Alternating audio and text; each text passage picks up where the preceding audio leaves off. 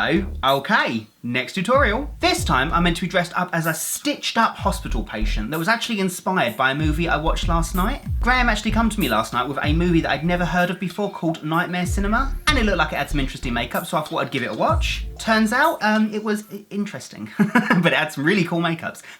And this was inspired by one of them. I mean, the character's only on screen for a few seconds, to be honest, but it was enough to have like a massive impact on me, and I really wanted to give it a try. I haven't really done much in the way of stitches on this channel, so I thought I'd try a new technique and see if I can make a character come together. I hope it's okay. So yeah, if you'd like to learn how to recreate this makeup for yourself, stay tuned.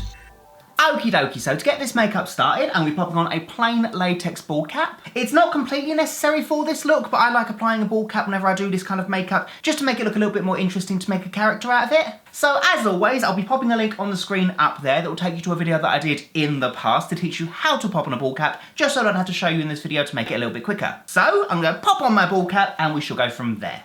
So there we are, one bald cap applied with the edge blended with a couple layers of extra liquid latex. So then I'm just going to start colouring it in to blend it in with my own skin tone. You could do this with watercolours, or you could potentially use certain creams. I would stay away from creams if you can help it, just because it tends to make latex deteriorate and it can mess up some edges. I myself this time, I'm going to be using an alcohol activated palette. I'm using a Life Colour palette by Neil Galton in Enhanced, just because it's got some gorgeous skin tones in there. So I'm just going to use a really fluffy but firm brush to stipple these colours on in various different shades, layering it up as I go just so it doesn't look like one block colour. So I'm going to start with some reds and then mix in some peaches and skin tones and whatnot until it all blends in with my skin tone. I'm not going to go too far off my bald cap with the colour. I'm probably going to stop about an inch or two away from the edge. If you're going to use this type of makeup, you'll be needing 99% alcohol to mix in with the colour to activate it.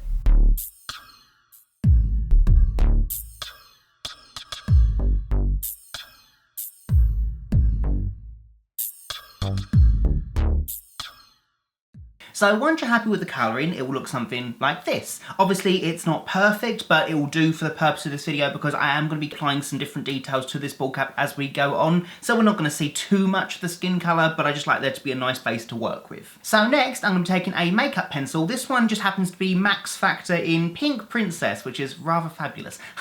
It doesn't really matter which pencil you use as long as it's not really a darker colour. You want kind of reds or pinks just so it's easier to hide. And with this, I'm going to use it to map out all the different stitches that we're going to be having along the face and neck. So I'm just going to start lightly tracing out all the different lines that I want to apply on the face and bald cap, and we can build that up afterwards.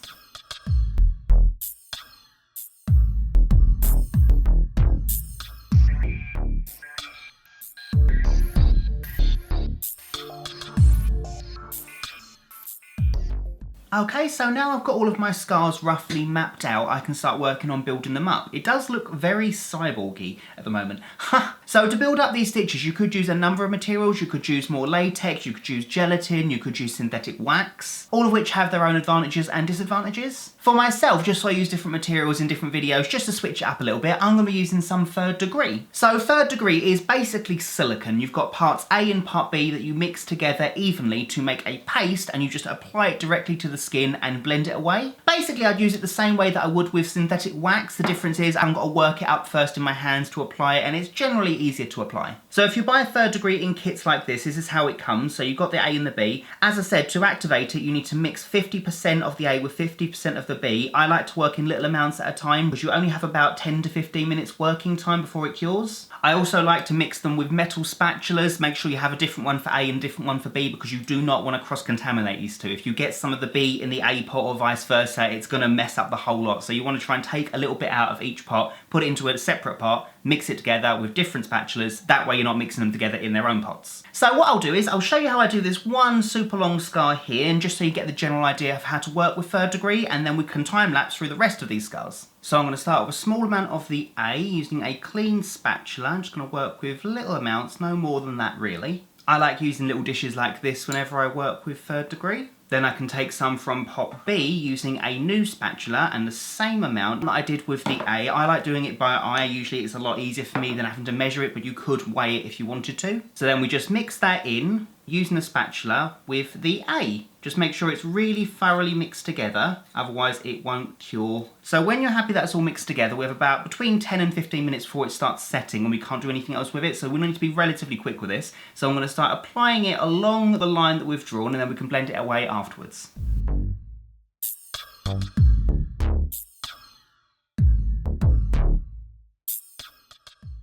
And just before it sets, we're going to score going along the line in the middle with the spatula, going all the way along that line.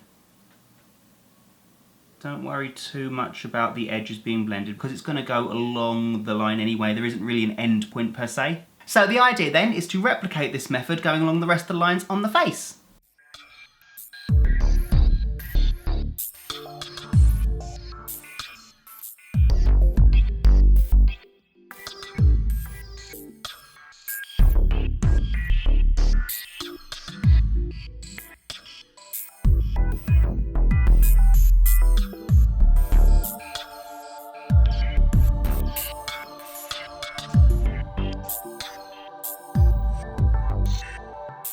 Okie dokie, so not the neatest thing in the world, but it won't really matter too much when we apply different colours and the stitching and the blood and whatnot, so don't worry too much about that. So then I'm going to switch over to a different alcohol activated palette. This is a Skin Illustrator palette in American Horror. The reason why I'm switching to this palette is because it's really good for bloods and like kind of zombie-esque skin tones. So I'm going to be using these colours all over my face and around the scars going across the top of the bald cap. I'm mainly going to be using some greens and some yellow tones because I want the skin to really look like it's starting to die and really be bruised in certain areas. So I'm just going to work really slowly and go over the entire face.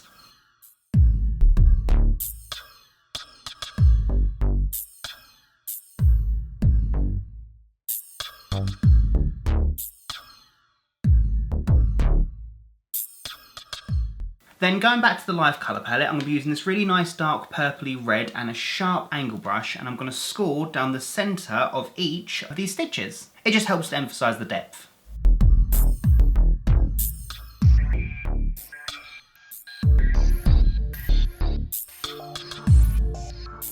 Then, before I do anything else, I'm going to work on these stitches. So what I did was, I went onto Amazon and I got some fishing line, which is in 0-260mm and is in black. You could also use regular sewing thread, but I wanted something that's a little bit more rigid. I tied the fishing line into a knot and then cut it at both ends, and I did that quite a few times till I was left with these. So nothing too fancy, I just wanted it to look like there was a knot in the middle and two threads going off either side. So the way I'm going to apply these is to apply some adhesive to either side of the line and then stick them down going along each of these lines that we've drawn. I'm going to be using some Telesis 8 that I got from the Makeup Armoury. I'll pop that link in the description bar below. You can use Spirit Gum, I just like Telesis because it's super strong. So I'm just going to go super slowly and stick them down, making sure they're relatively evenly spaced apart.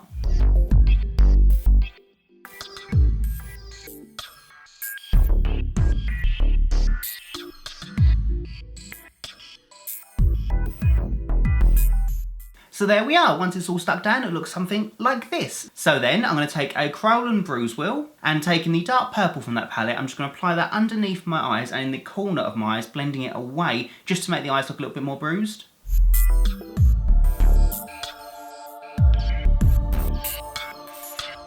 I'm then going to do exactly the same again with the red colour and go over the same areas that I went with the blue.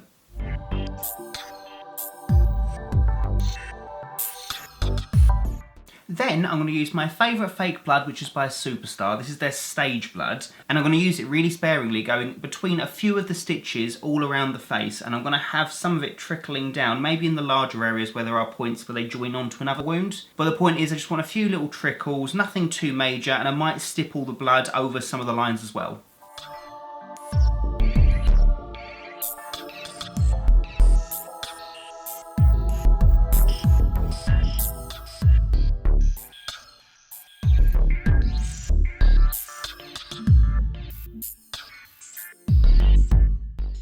I'm also just going to stipple some blood around my nose area and I think the corner of my mouth as well. It just adds a little bit more to the character. And I'm just adding a few extra little stipples of blood here and there.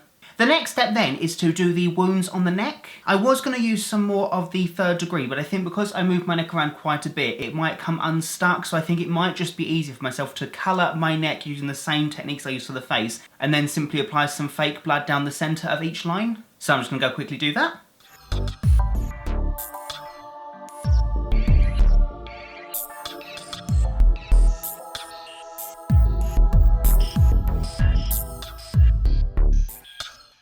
So then, all that's left for me to do is pop on my costume and we'll see what it looks like.